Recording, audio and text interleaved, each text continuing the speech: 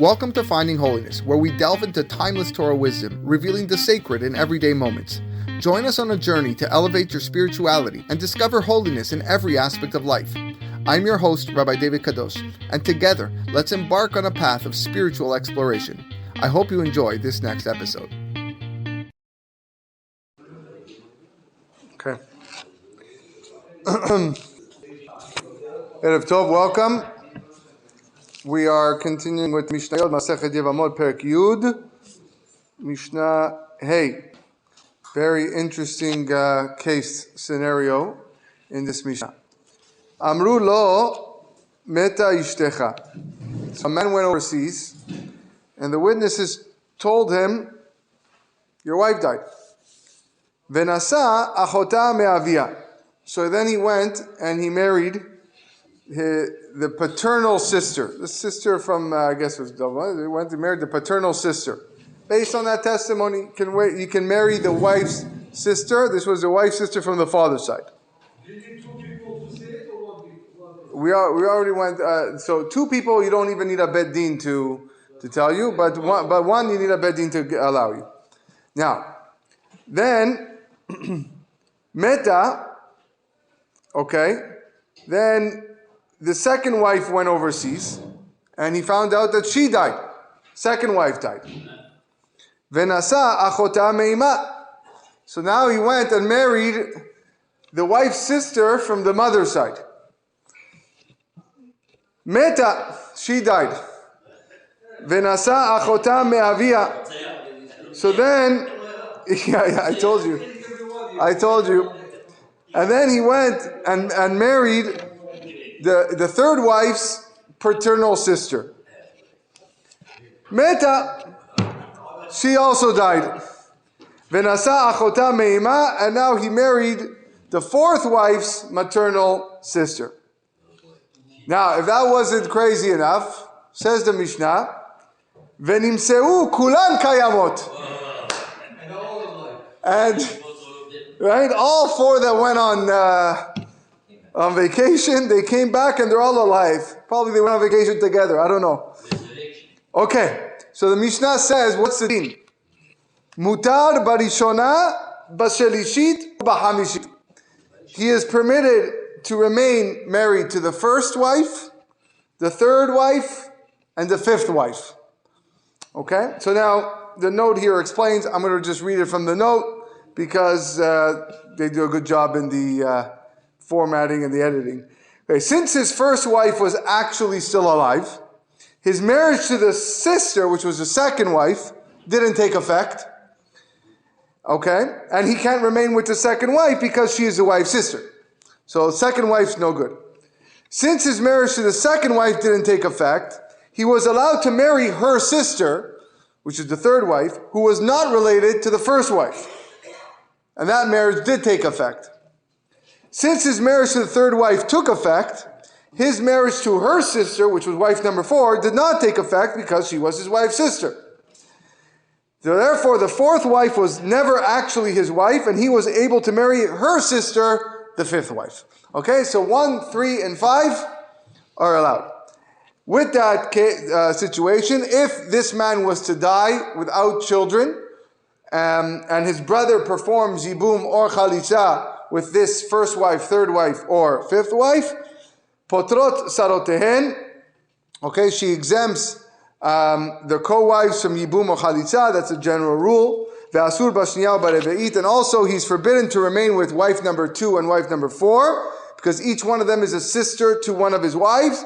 Ve'en bi'at achat me'en poteret sarata, and if he dies childless, then performing yibum by a brother with one of them doesn't exempt the co-wives. Similar situation. Ve'im ba al hasheniya le'achar mitat harishona. If he married wife number 2 only after wife number 1 passed away. So the wife number 1 actually did die. And then he married the second wife. And then afterwards he married the other 3 based on incorrect reports. Says the Mishnah, mutar b'sheniya u'bareve'it. In this case, he's permitted to remain with the second and fourth wives. Second and fourth wives are legal wives. And if he dies childless, and performs, and either of them performs yibum or chalitza, potrot tzarotehen, they would exempt any co-wives from yibum or chalitza, v'asur b'shlishit u'b'hamishit, and he is forbidden to remain with wife number 3, number 5, because each one of those are sister to the wives that he is allowed to be with. Then bi'atachat mehen poteret tzaratam, and if he dies childless, then yibum by a brother with either of them doesn't exempt him from the co-wives. Okay. Ben, the youngest that a male can be to perform yibum and chalitza is 9 years and 1 day. That's the general earliest age that's given where a male can cohabit with a female. So it says in Mishnah, Ben tesha shanim v'yom echad, a boy who is 9 years old and 1 day, who is a yavam, hu posel al yedei achin, he disqualifies the girl to his adult brothers when he cohabits with her or makes a ma'amar. Again, a ma'amar is a rabbinic marriage agreement. V'ha'achim poslim al yado, and also the adult brothers disqualify her to him when they were to cohabit with her or make a ma'amar with her. Ela, the only difference is shehu posel techila, the 9-year-old boy disqualifies the yevamah from yibum with the other brothers when he makes the ma'amar at the beginning, meaning before any other brothers do so. Ve'achin poslin techila vasof, while the adult brothers disqualify her when they made ma'amar with her at the beginning before any other brother, and at the end after another brother made ma'amar. And the Mishnah goes on to explain how this is the case. Ketzad, how so? Ben tesha shanim v'yom echad sheba al yevimto. If you have a boy who's 9 years old and 1 day who was with his yevamah, so meaning he performed yibum after one of the other brothers, an adult brother made ma'amar, pasal le'yidei achim, he has disqualified her for yibum for any of the other brothers. Since the cohabitation of a 9-year-old boy in 1 day is legal according to halachic standards, so it disqualifies her from an adult brother who had made ma'amar with her. Ba'u alea achin, however, if after the 9-year-old boy lived with the yevamah, one of the adult brothers lived with this girl, ve'asu ba ma'amar, or made a ma'amar with her, or natnu not get, or gave her a get. The get here resembles some sort of chalitza. O chaltzu, or they did an actual chalitza. Pasu al yado, they disqualify the yevamah from performing yibum with the 9-year-old boy, and the 9-year-old boy cannot stay married to her. Ben tesha Mishnah Zayin. Ben tesha shanim v'yom echad shebal yevimto. If a boy is 9 years old and 1 day who cohabited with the yevamah, ve'achar kach ba alea achiv shehu ben tesha shanim v'yom echad, and afterward his brother, who's also 9 years old and 1 day, I guess a twin, also was with her. Pasal al yado, the second brother disqualifies her from him being kept by the first brother, because the first brother who lived with the girl only created a partial marriage bond. It does not prevent the second brother's cohabitation from taking effect. Says Rabbi Shimon Omer lo pasal. The second brother does not disqualify her because his cohabitation had no effect whatsoever. Let's do one more Mishnah. Ben tesha shanim v'yom echad shebal yevimto. If a boy 9 years old and 1 day lived with his yevamah, de'achar kach bal tzarata, and afterwards he went and he lived with her co-wife. Pasal al yedei atzmo, he disqualifies both yevamot to himself, because since that cohabitation made a partial marriage bond, so he's forbidden to both of them. Rabbi Shimon Omer lo pasal. Similarly here, Rabbi Shimon says he does not disqualify the first yevamah to himself. Ben tesha shanim v'yom echad shebal yevimto uvamet.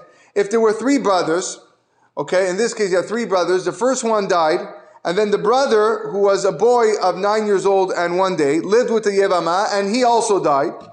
Choletzet v'lo mityabemet. The widow now has to perform halitza with the third brother, but may not be taken into yibum. The 9-year-old's cohabitation is only considered to be like a ma'amar, like a partial marriage, so it didn't actually remove the yibun bond. So therefore, the only thing he can do, what she can do, is a chalitza. Nasa isha vamet. If the 9-year-old boy married a regular woman and then died, harezu ptura. Even if he lived with her, she's now exempt from both yibum or chalitza, because his marriage to anyone other than the Yevamah takes no effect at all. She was never legally his wife. Okay, we'll stop here. We'll continue tomorrow.